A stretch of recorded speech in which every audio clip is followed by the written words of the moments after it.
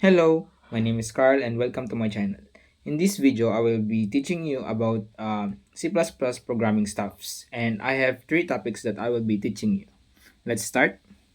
Ang unang topic na ituturo ko sa inyo ay ang tinatawag kong C++ vocabulary. Ito kasi mga keywords, identifiers, and comments.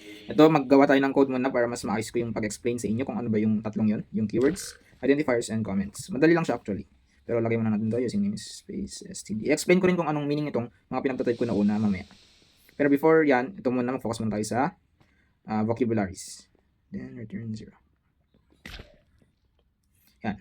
Ang una is yung keywords. Ano nga ba yung keywords? Ang keywords ay mga special words na reserved by C++ na dati nang nakalagay dito sa code na C++ na hindi mo na siyang pwedeng gamitin as identifiers na ma-explain ko mamaya kung ano ba yung identifiers. As identifiers. Kasi meron na talagang ganito na keyword which is magagamit na talaga pag ginamit mo siya sa as identifiers is parang masisira yung code mo or hindi siya gagana dahil yun nga, keyword siya which is reserved na dapat hindi na siya gamitin. Ang mga example nito is yung int. Itong ginamit natin sa una, int, pwede ring constant or const. I-type mo if while nakita mo nag-iba yung kulay nila, nagiging orange dahil yun nga is ginagamit siya ng mismong C++.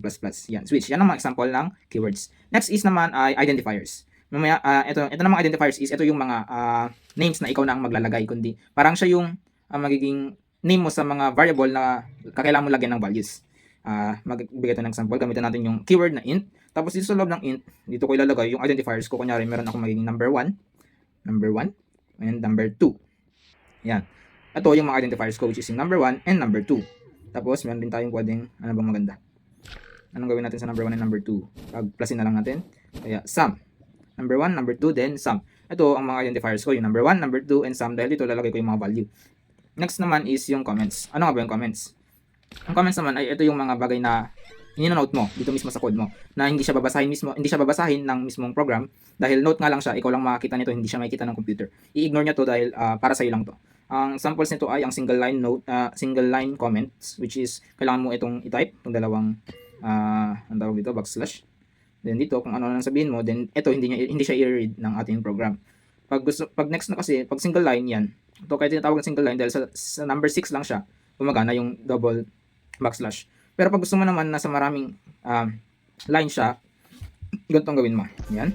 Mag-type ka, kahit mag-type ka pa dito sa 7 and sa 8, 9. Tapos, dapat sa huli, lagyan mo siya ng ganito para dun mag-end yung note. Ito ang tinatawag na note or comments.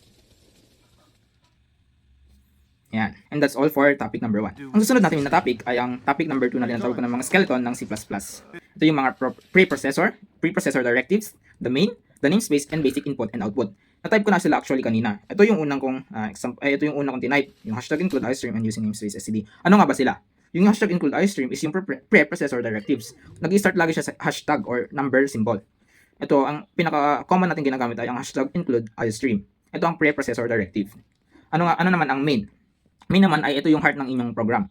Dito pag rinan mo ang isang program, ang unang hanapin ng yung computer ay yung main dahil doon yung babasahin niya na codes is doon mapupunta sa program, doon sa main. Yung sa loob ng curly bracket na iyong nilagay. Ito, itong curly bracket na to. Kasi ito yung main. Sa taas. Yan, ito yung main. And next is yung namespace. Ano nga ba yung namespace? Ang namespace ay directory para di ka na gumamit ng std ganito. Kasi pag di ka naglagay ng using namespace std, hindi mo magagamit yung cout nang di mo tinatype ito. Yan, kaya kailangan mo lagay ng std. Para di mo na kailangan mag-type ng std before cout and cin, i-type mo tong using namespace std. Pag wala yan, required kang maglagay ng std tapos dalawang colon para gumana yung cin and cout. And the last one is the basic input and output. Yun yung sinasabi kong cin and cout. Ang ginagawa ng cin, tapos ganyan, ang ginagawa niya is kukunin niya yung value na in-input ng user na gumagamit ng program mo.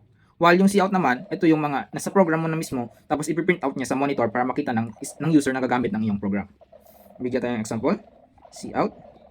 Yeah. Hello world. And check natin. Tagal lang mag-compile. Wait natin mag-compile. It's time to stop. Ayun, hello world sabi niya, diba? Yun ang ginagawa ng cout. Next is yung cin naman. Ano bang ginagawa ng cin? Sabi ko kanina, dito yung magta-type yung user na gumagamit ng program mo. Pero maglagay tayo ng ano bang pwede natin ilagay? Yung number 1. Number 1. And lagyan natin ganyan. Pero maglagay muna tayo ng cout para alam ng user kung anong ginagawa nila or anong tin-type nila. Cout. Dito natin na ilagay. Palitan na ng hello world.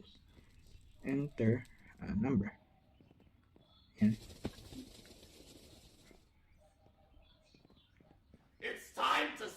And ito na. 'Di ba kanina hindi tayo magta-type kasi cout lang ginamit ko. Ngayon, may cin na tayo, pwede na tayo mag-type sa mismong program. At kung ano mang ilagay natin, yun yung magiging value nung nilagay mo sa cin, which is yung number 1 ko. Kaya yung number 1, kung ano yung tinype ko doon, yun na yung magiging value niya. Yun ang use ng cin and cout. And that's all for topic number 2. And for our last topic, which is topic number 4, ang mga variables, scope, and initialization. Ano ba yung mga variables? Ang tinatawag na variables is ito, itong number 1, number 2, sum. Ang variables consist siya ng, para matawag na variable, kailangan mo siya bigyan ng type. Yung type na sinasabi ko, yun yung mga int, which is integer, const, which is constant, and other things like that. Pwede rin characters, and yun. Then, kailangan mo siya ng type, then, ng identifiers. Ito matatawag natin tong variables, yung int and number 1. Yan ay ang sample ng isang variable, int number 1. Tapos, tong int number 2 rin, yun ay example rin ng variable, int sum. Yun. Pwede rin palitan to, constant number 1, constant number 2, constant sum. Yun ang tinatawag nating variable. While next is yung initialization. Ano ba ang initialization? Giving a variable a value kaagad. Ito yung mga, magbibigay ka na kaagad ng value sa variable mo. Kunyari ito, di ba ito yung variable natin, int number 1. And lagyan natin kaagad ng value yung number 1. Ay, number 2 na lang. Number 2 na lang pala. Kasi magbibigay na tayo ng value sa number 2 eh. And bibigyan natin siya, ang value niya is 6. Yan, meron ng value kaagad yung number 2, which is, yung value niya is number 6. Ito ang tinatawag natin initialization. Yung tinype natin na kaagad na ating variable is meron na kaagad siyang value. Yun ang initialization. And last is yung scope. Ano nga ba ang scope? Ang scope naman is, ito yung parang visibility ng ating mga variable. Meron tayong tinatawag na global scope and local scope. Yung global scope, nasa labas siya ng int main. Meaning, pwede mo siyang gamitin kahit meron ka pang isa pang code na i-code, pwede mo siyang gamitin sa labas ng int main. Tapos, yung local variable naman, isa sa loob siya ng curly bracket ng int main. Yun lang pagkakaiba nila. Dito, int global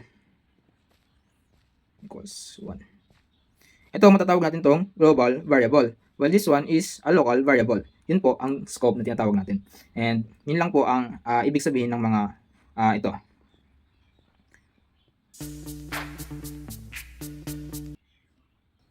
That's all for my video, guys. Thank you for listening until the end. Sana marami kayong natutunan at sana mag-improve pa kayo, pati na rin ako. And subscribe po kayo sa channel ko and press na rin yung notification button para ma-notify kayo kung meron akong bagong video. Thank you for listening until the end. Goodbye.